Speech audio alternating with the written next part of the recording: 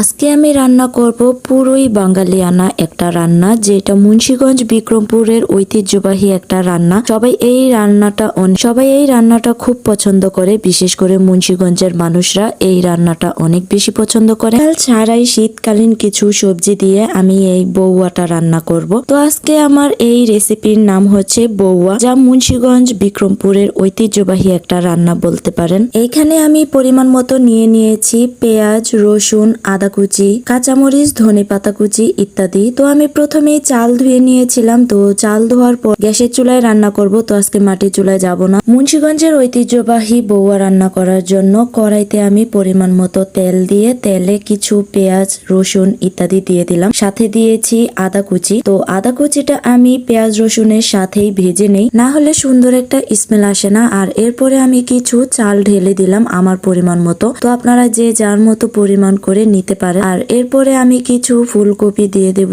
সিম দিয়ে দেব। তো এই সিম গুলো আমাদের গাছের ছিল, অবশ্য গাছটা মরো অবস্থা, কয়েকটা সিম ছিল, তো সেগুলো দিয়ে আমি এই রান্নাটা করে নিলাম। আর ফুলকপি ছিল ফ্রিজ আপ করে রাখা। আর এই তো আমার শীতকালীন সবজি দিয়ে রান্না করা হয়ে যাবে বউয়া। যে বউয়া মুন্সিগঞ্জের ঐতিহ্যবাহী একটা খাবার। আপনারা কারা মুন্সিগঞ্জের ঐতিহ্যবাহী খাবার বউয়া খুব পছন্দ করেন তারা অবশ্যই কমেন্ট বক্সে জানাবেন। আর মুন্সিগঞ্জের বাসিন্দা হয়ে থাকলে তাদের জন্য থাকবে আমার পক্ষ থেকে ডাবল ভালোবাসা। বউয়ার টেস্ট বাড়ানোর জন্য আমি এখানে কিছু মসুর ডাল ভিজিয়ে নিয়েছিলাম। তো সেগুলো ভালো করে কষলিয়ে ধুয়ে বউয়াতে দিয়ে দিব। তো বউয়ার আলু আর সবজি, চাল সবকিছু ভালো করে কষিয়ে নিচ্ছি। কষানোর পরেই আমি এই মসুর ডালটা দিয়ে দিলাম। আর এরপরে আমি পরিমাণ মতো কিছু পানি দিয়ে দিব, যে পানি দিয়ে বউয়াটা রান্না করা হবে। আর তারপরে কিন্তু আমি কিছু মরিচ ভেজে গুঁড়ো করে বউয়ার উপরে দিয়ে দিব, আর যেটাকে বলা হয় টালা মরিচ। আর এই টালা মরিচ গুলো আমি ভালো করে গুঁড়ো করে নিচ্ছি হাতের সাহায্যে। আর আমি একটা সরাতে নিয়েছি, যেহেতু সরাটা দিয়েই আমি এইভাবে মরিচ ভাঙতে গেলে